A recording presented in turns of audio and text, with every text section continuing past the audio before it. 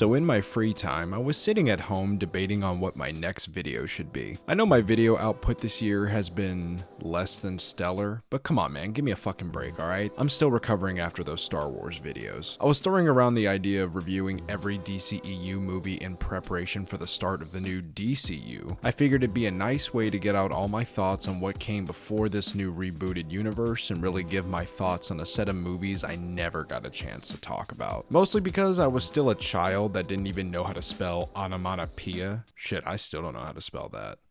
Onomatopoeia. Look, I don't know what words are, alright? I'm not a particularly bright person. Okay, but in all seriousness, I never really got a chance to talk about these movies, and I always feel like it's a good thing to look at what came before. I literally did that with my aforementioned Star Wars videos. Plus, it's an even greater topic of interest with the new James Gunn directed Superman movie coming out, so a video like this seemed like a no-brainer, right? Well, here's the thing. You see, I was originally going to review every DCEU movie that had come out prior, but it turns out there's a topic that I find more interesting when discussing this series of movies. Ever since Marvel came out with their movie format of creating an interconnected universe, let's just say a lot of other studios tried to copy said format. Don't believe me? You can look up a majority of film studios, and more likely than not, there will be a moment in time where they tried interconnecting movies with the same formula Marvel had, to mixed reception. Sony, Universal, Warner Brothers, studios that have in some way, shape, or form tried to make cinematic universes out of a known or popular IP. And if you notice anything about these examples, it's that none of them were particularly good. Sony continues to find ways to ruin Spider-Man. Paramount has Transformers. Does anybody remember that embarrassing Dark universe from Universal? What I'm getting at is clearly Marvel's film structure took the world by storm, and if there's one studio that's had an interesting go of it, it's none other than Warner Brothers, the masters of ruining their own products. Now, unless you've been living under a rock, Warner Brothers holds the rights to characters from DC Comics, so it was no surprise that they would try to copy the cinematic universe formula, and rightfully so, because just like the Marvel Comics, DC's catalog is filled with characters and stories that lend themselves to this type of storytelling. However, in all of Warner Brothers' mismanagement and greed, their attempts at a cinematic universe were met with mixed to straight up horrible reception. And that's the antithesis of this whole video. Instead of reviewing all the movies in the DCU, I figured a more interesting conversation is to talk about how we got to this point. With all the course corrections, rewrites, and reboots,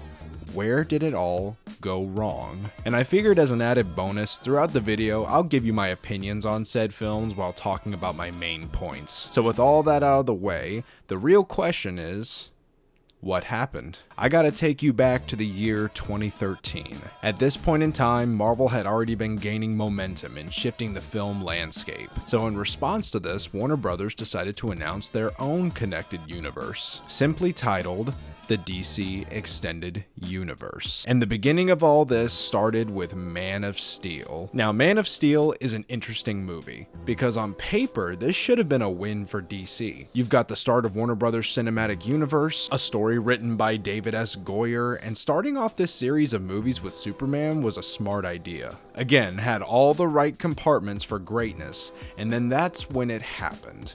People saw it and didn't really like it. So yeah, Man of Steel isn't particularly my favorite movie. In fact, I'd go as far as to say that I think the movie fundamentally doesn't understand the character of Superman. It reinvents the lore in dumb ways, it makes Clark Kent and Superman equally boring and uninteresting. The movie looks ugly as shit, and overall just feels like a movie with more style than substance, and I am using style very loosely. This movie at the very least should have showcased Superman being a fucking hero, and he's very selective about his heroism. While fighting the bad guys, he literally Dragon Ball plummets him into a populated town and does not give a fuck about the innocent people living there. Like, bro went out of his way to cause all this chaos and destruction, but just decides to say this random dude? Like, bro, there are other people you could have saved. Dude literally had Zod by the fucking neck and murdered him. This scene actively lives in my mind as an example of how not to adapt Superman. So yeah, not a great start critically.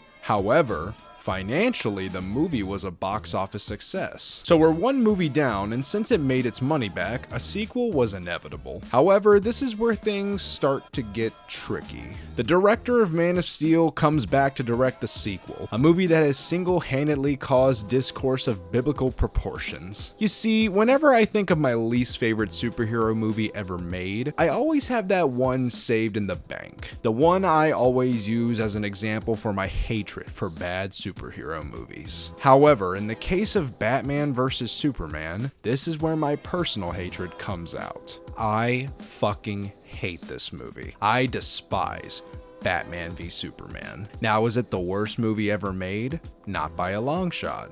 But man, I gotta tell you, they must have really reached into my brain in order to make a movie that would make me equally as mad as a film lover and as a comic book fan. You want to talk about mischaracterizing Superman? Well, imagine you made a whole movie dedicated to ruining the core themes of Superman and Batman, and having the audacity to be an awful movie on top of that? Batman v Superman is a fucking chore to sit through. The whole movie tries to pitch this narrative that someone's trying to frame Superman and make him appear as if he's a violent freak. Yeah, did they really have to try? He literally destroyed the fucking city. I'd say he's handling the allegations pretty well. What's funnier is that we see people protesting his actions in the beginning, but because he died, now they give a fuck. Like, dog, y'all were just fucking mad at him like a week ago. And due to what happened in Man of Steel, Batman wants to kill Superman.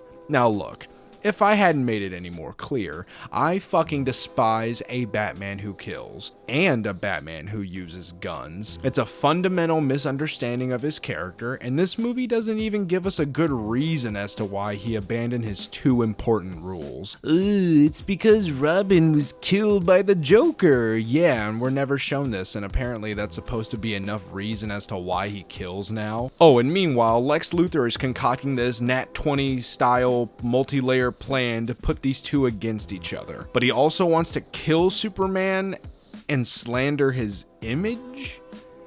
Yeah, okay, buddy. And of course, after all this convoluted bullshit, the only reason Batman doesn't kill Superman is because their mothers have the same name. He didn't kill Superman because he misjudged him and didn't realize he lived a human experience. What the fuck does that mean? By that logic, he would have killed the Joker a long time ago. And if you don't know, the Joker still runs free in the goddamn streets. This movie is so self-indulgent and pretentious, it thinks it's so much more profound and thought-provoking. You see, this scene is framed like the death of Christ, and Batman and Wonder Woman are his disciples, and Lois Lane is the Virgin Mary. It's like this movie was written by a dude who studied philosophy for a semester and thinks the Bible is the most thought-provoking piece of fictional literature. Now, despite the movie being a complete dumpster fire, it made quite a bit of money. However, critical and public perception are still not very good. The movies are bad, but damn it, people still love going to see them. However, the outcry for this was way bigger than it was for Man of Steel, and this is where it starts getting complicated. After two movies, both financially successful yet critically bombed,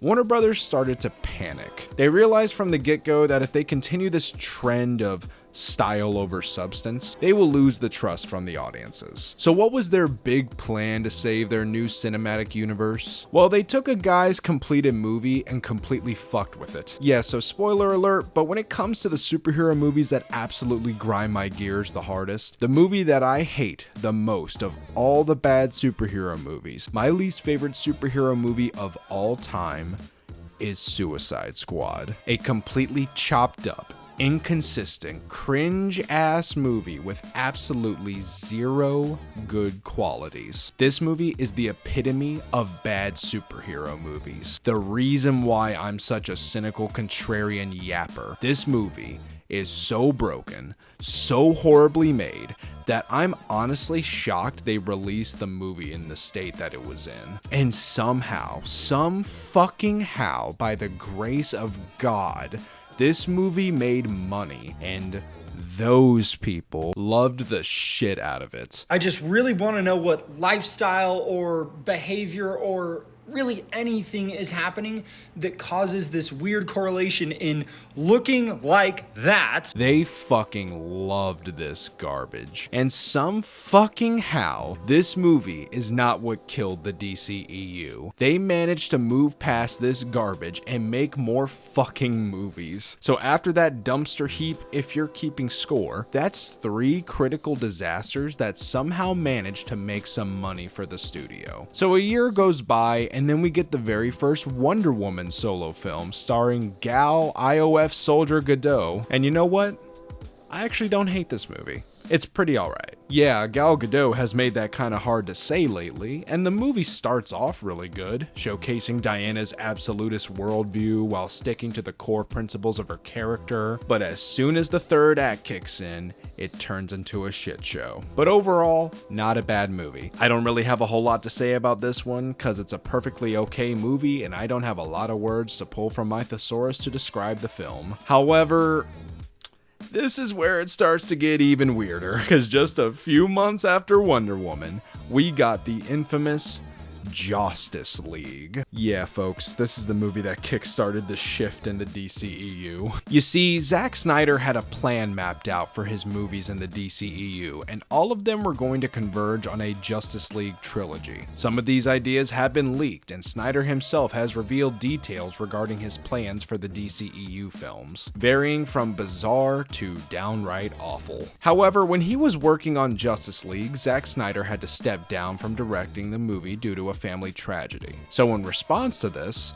Warner Brothers decided to hire Joss Whedon to finish the film and do reshoots. However, Joss Whedon managed to fuck up the final product and made the movie a weird, tonally confused mess with cringe dialogue and awful writing. This is where it all started to go downhill. After all the missteps and studio meddling, this was the turning point where Warner Brothers decided to reboot the DCEU. All future plans associated with the Snyderverse and his plans to converge these films into a Justice League 3-part movie all went down the drain. So after this, we got loosely connected movies that just released in theaters just to be released. And to be completely real with you guys, I actually don't mind. Don't get me wrong, it would have been nice to have some consistency and actually care about a shared universe with characters that I love, but to be honest with you, it was so rat-fucked from the beginning that I was open to having a couple random DC movies release every year. Following that heap of shit Justice League, we got Aquaman, which is a surprisingly fun movie. It's dumb as fuck and yet has a nice little charm to it. The effects look great, the costume design is pretty good, and Jason Momoa is very charismatic as the aquatic meathead. Then the following year we got Shazam, which was also pretty fun. I don't know why, but back when I saw it, I didn't really like it as much. But unlike what some people may think, I'm able to sit back and enjoy something without thinking about it too much, and that's exactly what Shazam is. A movie that you don't have to think about too much and is just so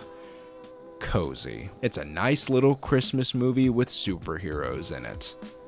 Just don't Google Zachary Levi and you'll be fine. This dude has lost his goddamn marbles. Now this is where it starts to get a little interesting, because after essentially doing a sorta connected universe, Warner Brothers decided to focus on Elseworld stories for DC. This is not a new concept, comics do it all the time, and it's a fun idea, especially since they aren't connected to the overall universe and are able to tell stories in a separate standalone way. And in late 2019, we got Joker, and it's okay. I used to like this movie a lot more when I first saw it, but with each subsequent year that goes by, the film starts to just fade.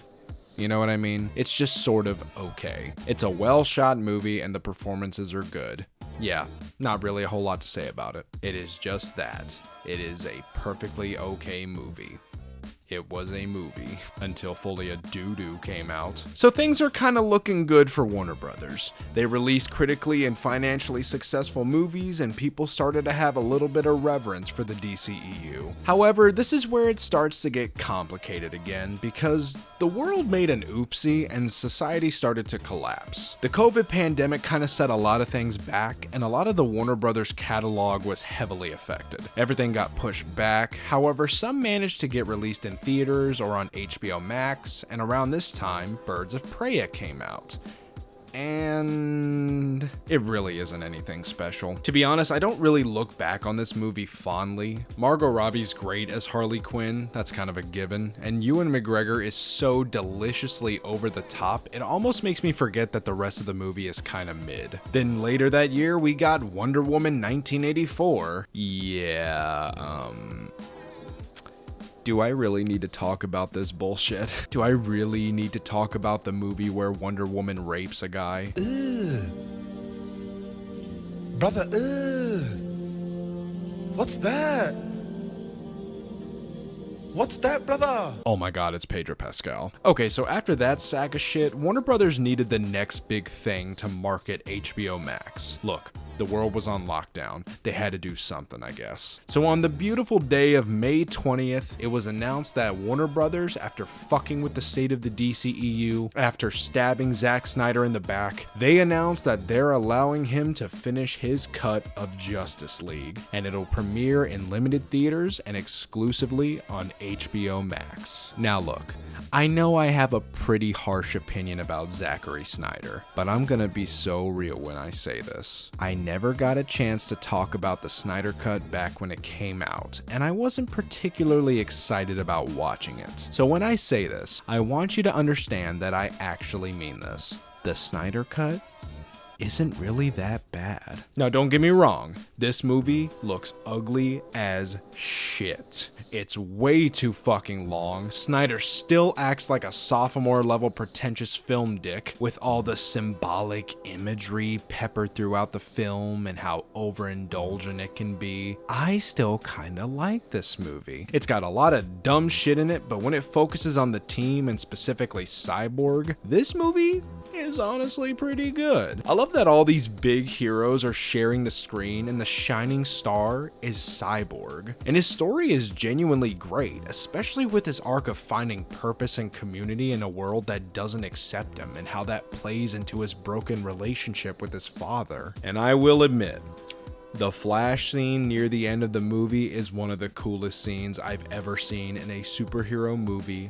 Period. However, in typical Warner Brothers fashion, there's a shift in direction with the DCEU, and shit starts getting even weirder again. Start taking a shot every time I say that sentence. This one singular act that only exists to promote a streaming service, this brought out the bane of my existence. Snyder cultists. But we'll get to that later, because it's time to talk about an actual great movie. Let me tell you something, man. I understand that some people might say that I'm just a James Gunn dick rider. Some people may think that I'm just a Gunn fan for the sake of being anti-Zack Snyder. Look, man, I can't help that he's 4 for 4 with comic book movies. Argue with the fucking wall. The Suicide Squad is some of the most fun I've ever had when watching a comic book movie. This movie is shot well, the characters are fun. This movie is just a fucking blast. I love almost every one of these assholes, and somehow it made me forget that I hated Suicide Squad. But don't blink twice, because a year later, we got The Batman. Another Elseworld story, and by far the best live-action Batman movie ever made. This movie is so beautifully shot. It oozes with style with the cinematography. It understands the character of Batman and crafts a fresh story for him. Seeing this in theaters was a fucking experience, big dog. The scene that will remain in my head for as long as I live is the Batmobile reveal scene. This shit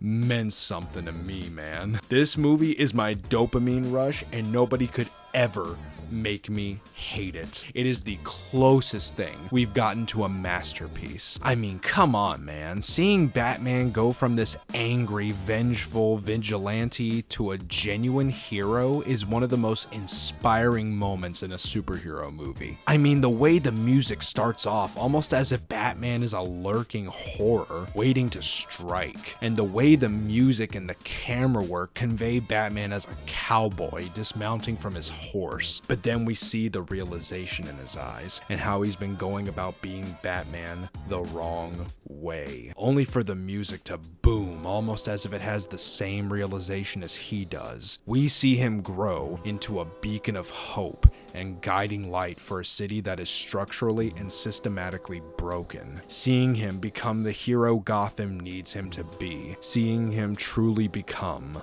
the Batman. Goddamn. I love this movie so fucking much, dude. But then a few months later, we got the infamous power of the DC Universe changing. We got Black Adam, baby. The time Dwayne "The Rock" Johnson tried to take over DC.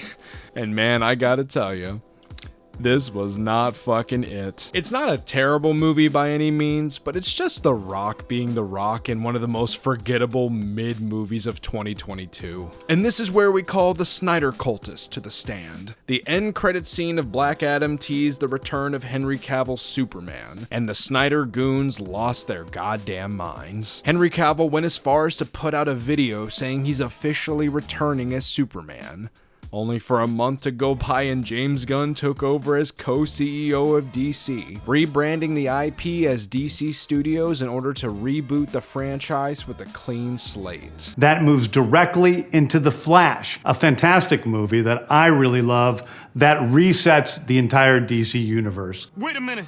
Beep, beep, boop. Chimp Chomp goes boop, boop, beep. Something ain't right here. Now, a lot of dummies heard this and saw it as James Gunn personally flipping Henry Cavill in the Snyderverse the bird and telling them to go kick rocks. Now, on one point, yes, go kick rocks. But on another point, I think the outrage towards James Gunn is a little silly. For one thing, The Rock tried to take over of DC and pushed for Henry Cavill to return to the role, even though the studio was moving forward with a reboot, and Henry Cavill didn't sign an official contract with Warner Brothers. So if there's anybody to blame in this situation, I mean, but after this announcement, there were only a few more DCEU movies left that hadn't been released yet. So they were allowed to release and then they'd clear the slate. Blue Beetle was one of these movies and I did not care for it. The movie's kind of boring and the side characters are unbearable. I don't know, it wasn't my cup of tea. It is the definition of mid. I did not watch Shazam 2 and Aquaman 2. However, my biggest contribution to the end of the DC Extended Universe was being one of the few people who actually saw The Flash. I already have a review for it, so you can go check that out, but what I will say is that it's an aggressively okay movie that has shitty CGI and an actor who I'm surprised isn't in fucking jail right now. It is a perfectly average movie with some cool things in it. What a fucking mess. You know, looking back on it, it's actually funny seeing how much it took for Warner Brothers to get to this point. After all the missteps and backpedaling, they somehow managed to push out 10 years worth of content and somehow didn't sink the goddamn company. It's honestly kind of embarrassing how much they mismanaged the DCEU that it took them this long to wipe the slate clean. And some of the canceled projects are more interesting than the actual movies themselves. I mean, for fuck's sake, they considered making a Deadshot movie. Does anybody remember the Cyborg solo movie? And of course, we can't forget about the infamous Batfleck movie. Man, it's gotta be demoralizing fucking up this bad that Oscar award-winning director Ben Affleck doesn't even want to be a part of this bullshit. The whole fucking story of the DCEU alone is enough to warrant conversation. I mean, that's why I'm making this video. Look, I'm not a time traveler, so I'm not gonna pretend like this new DCU from James Gunn is destined to be successful. Hell, I'm about to splash you with some cold water because the god honest truth is, there's a chance that it could flop. But based on the trailers for Superman, there's a little bit of optimism in my dark little soul that has me hopeful for a better treatment of these iconic characters. I was hoping this video could be a little longer, but to be for real, I think that sums it up pretty well. It's just a very mismanaged universe that was somehow able to push out a few mediocre projects, ranging from either above average to good, and sometimes a lot of the time, downright terrible. I think my last remaining thoughts about the DCEU is that it was an attempt. They tried to make something work, but due to incapable people and a mismanagement of the brand is what got us to this point. So the way I see it, the DCEU was a shining example of what not to do with a connected universe. All we can do now is hope that they deliver with this new slate. Because I gotta say, it'd be pretty embarrassing to fail for a 4th time in a row.